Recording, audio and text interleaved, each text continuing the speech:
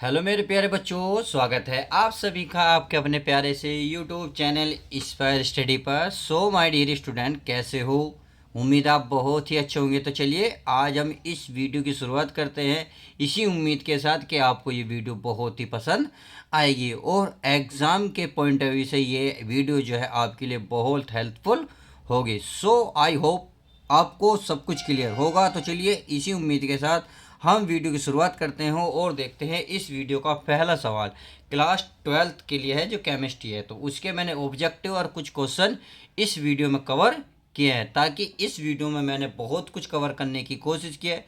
यदि इस वीडियो में जो एक एक सवाल मैंने लिया नहीं लगे तो यकीन मानिए इस वीडियो को स्किप कर सकते हैं। बट मेरा ये वादा है, उम्मीद है, विश्वास है कि यह इस वीडियो में जितने भी सवाल A to Z आपकी वीडियो आपके पेपर में लगेंगे। तो चलिए वीडियो की हम शुरुआत करते हैं और देखते हैं इस वीडियो का पहला सवाल। तो पहला सवाल है आपके सामने, ये बोल रहा है कि निम्न में से किससे प्रति एकाक कोष्टिका परमाणुओं की कुल संख्या 2 होती है। तो इसमें सही आंसर क्या होगा? केंद्रीय घनीय एकाक कोष्टिका या अंत केंद्रीय घनीय एकाक कोशिका। तो आई होप आपको इसमें, अगर आपने तैयारी अच्छे से कर रखी है पहले से, तो इसका जो ऑब्जेक्टिव है ऑप्शन नंबर 1 और 2 में से आपने तुरंत छांट लिया होगा कि इसमें हमारा कौन सा ऑप्शन सही होगा। तो जी बिल्कुल आपने सही बोला, पहले का सेकंड आंसर सही होगा, अंतर केंद्रीय घनीय एक एक कोशिका।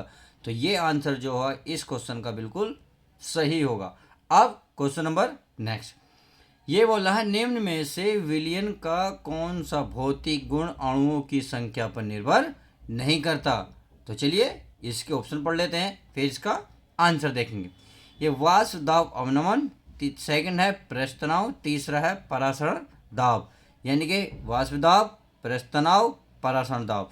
तो आपको इसमें कौन सा सही लग रहा? जी बिल्कुल सही पहचाना है, क्योंकि आपकी तैयारी बहुत अच्छे से। तो इसका नंबर सेकंड यानी कि दूसरे का दूसरा, प्रस्तनाव गुण, ये क्या यानी कि भौतिक गुण अणुओं की संख्या पर निर्भर नहीं करता। I hope question number 2 clear. अब क्वेश्चन नंबर नेक्स्ट, ये बोल रहा है ABC तत्वों का मानक अपचयन विभव क्रमशः प्लस का है 0.68 वोल्ट, -0.50 वोल्ट तथा 2.5 वोल्ट है। उनकी अपचयन शक्ति का क्रम क्या है? तो इसमें क्रम दिया हुआ है, पहले A फिर B फिर, यानी कि C से बड़ा B, B से बड़ा A, ऐसी B से बड़ा C, C से बड़ा A, या A से बड़ा B, B से बड़ा C, या A से बड़ा C, C से बड़ा B। तो इसमें कौन सा आपको ऑप्शन बिल्कुल सही लग रहा? तो बताइए। अगर आपने बिल्कुल गहराई में अपनी केमिस्ट्री तैयार की है तो आप बिल्कुल, क्योंकि इस वक्त रिवीजन कर रहे हैं तो रिवीजन आपका परफेक्ट होना चाहिए। इसमें तीसरे का फर्स्ट ऑप्शन सही होगा, अर्थात C से बड़ा B और B से बड़ा A, यानी कि ABC क्या होंगे? क्रम में होंगे। तो I hope question number 3 clear. अब क्वेश्चन नंबर देखते हैं हमारा 4। ये रहा, किसी इलेक्ट्रोड का इलेक्ट्रोड विभव निर्भर नहीं करता। यानी कि कोई इलेक्ट्रोड है का इलेक्ट्रोड विभव निर्भर नहीं करता। किस किस पर नहीं करता वो हमें बताना है। तो पहला आयनों पर, सांद्रता पर या दाब पर। तो चौथे का कौन सा सही होगा? चौथे का बिल्कुल राइट आंसर होगा ऑप्शन नंबर 3, दाब पर। दाब पर इलेक्ट्रोड का इलेक्ट्रोड विभव निर्भर नहीं करता। तो आई होप क्वेश्चन नंबर 4 भी क्लियर। अब चलिए क्वेश्चन नंबर देखते हैं नेक्स्ट।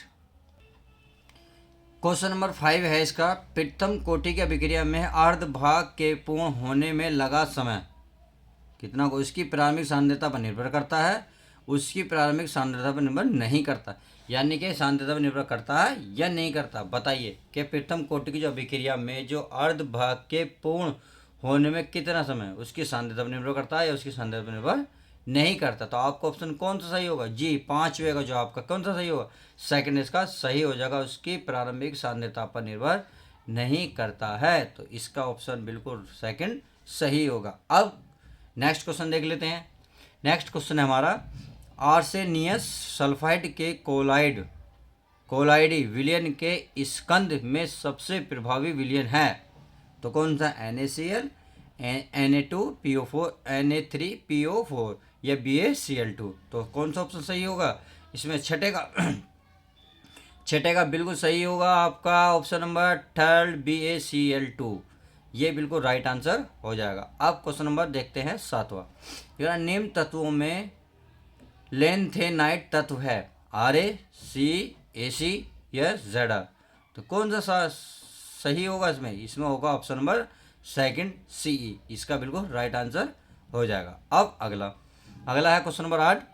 CH13 ऑक्सीकरण पढ़ देता है क्या? फार्मिक अम्ल, कार्बन टेट्राक्लोराइड या फास्जीन। तो बताइए इसमें कौन सा सही होगा? 8वें का आपका बिल्कुल राइट आंसर होगा। बताइए जल्दी जल्दी। जी हाँ, बिल्कुल सही बोला आपने, बोला थर्ड फास्जीन, इसका बिल्कुल राइट आंसर हो जाएगा। अब क्वेश्चन नंबर देखते हैं 9। नोवा क्या कहता है, चेक कर लेते हैं और उसे पढ़ लेते हैं। आई को क्षार के साथ गर्म करने पर क्या आयोडो फॉर्म नहीं बनाता है?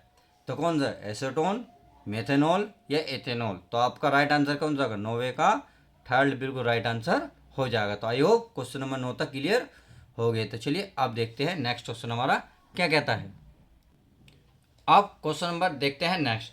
अगर अमीनो का जलीय विलयन होता है तो क्या होता है? अम्लीय, क्षारीय या उभयधर्मी। तो बताइए ऑप्शन नंबर कौन सा होगा? 10वें का आपका बिल्कुल सही राइट आंसर होगा उभयधर्मी।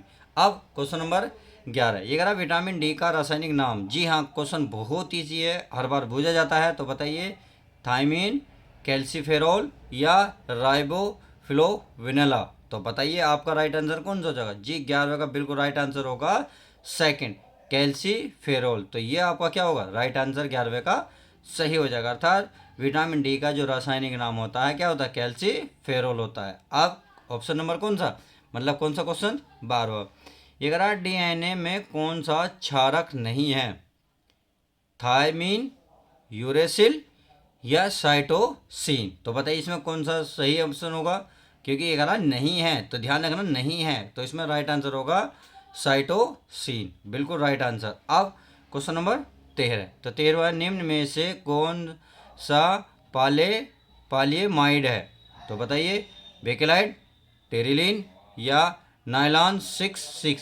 तो आई होप क्लियर हो गया क्वेश्चन। तो बताइए क्वेश्चन नंबर 13 का कौन सा आंसर होगा? क्वेश्चन नंबर 13 का जो तीसरा पॉइंट है ये नाइलॉन 66, ये आपका बिल्कुल राइट आंसर हो जाएगा। तो ये रहे अब तक के ऑब्जेक्टिव। अब हम चलते हैं क्वेश्चनों पर। तो क्वेश्चन भी इंपॉर्टेंट है। देखिए मैंने वो क्वेश्चन लिए हैं जो एग्जाम में सबसे ज़्यादा बार पूछे जाते हैं। तो इसमें पहला ही ऑप्शन क्वेश्चन देख लेते हैं और क्या कहता है इसे भी पढ़ लेते हैं। इसमें बोला है क्रिस्टलीय ठोस क्या है? तो क्रिस्टलीय ठोस क्या है उसको हम ध्यान से पढ़ेंगे। तो ये लिख रहा है वे ठोस जिनमें घटक अणुओं की दीर्घ परास व्यवस्था होती है क्रिस्टलीय ठोस कहलाते।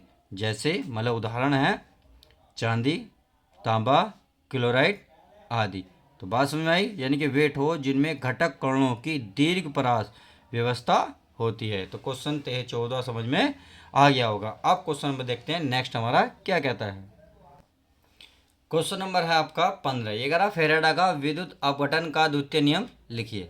तो इस नियम के अनुसार जब श्रेणी क्रम में जुड़े विभिन्न विद्युत अपघटक के विलयनों में समान मात्रा में विद्युत प्रवाहित की जाती है तो इलेक्ट्रोडों पर मुक्त पदार्थों के द्रव्यमान उनके तुल्यांक भारों के समानुपाती होता है। तो क्लियर, क्वेश्चन बिल्कुल इजी है, बिल्कुल साधारण लैंग्वेज में लिखा है ताकि आप जब पेपर में लिखें 2024 के में तो नंबर ठोक के दें। नंबर देगा भी क्योंकि इजी भाषा है, बहुत सिंपल है और बहुत अच्छे से लिखी है मैंने। तो चलिए क्वेश्चन नंबर देखते हैं 16वां। इसमें क्वेश्चन नंबर 16 क्या करा? अभिकारक अणुओं के मध्य टक्करों के फलस्वरूप अभिक्रिया होने की संभावना का मूल कारक क्या है? तो क्या है आपका इसका सही आंसर होगा टक्कर में भाग लेने वाले अणुओं की सक्रियण ऊर्जा। तो क्लियर क्वेश्चन। चलिए अब नेक्स्ट क्वेश्चन देख लेते हैं जिसकी लैंग्वेज बहुत थोड़ी सी टफ है बट है इजी। क्यों?